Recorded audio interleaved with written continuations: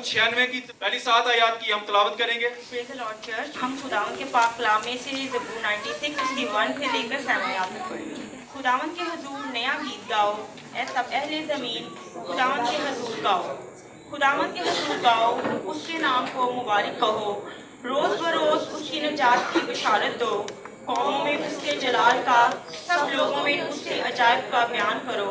क्योंकि खुदावंद बुजुर्ग और नहायत साइश के लायक है, वो सब मबूदों से ज़्यादा ताज़ीम के लायक है। इसलिए कि कौमों के सब मबूद महज बुत हैं, लेकिन खुदावंद ने आसमानों को बनाया। अजमत और जलाल उसके हजूर में है, कुदरत और जमाल उसके मुकद्दस में। आए कौमों के कबीलों, खुदावंद ही की तमजीद और तज़ीम करो। कलाम पाक का पढ़ा और सुना जाना हम सब के लिए बाइस से बरकत हो।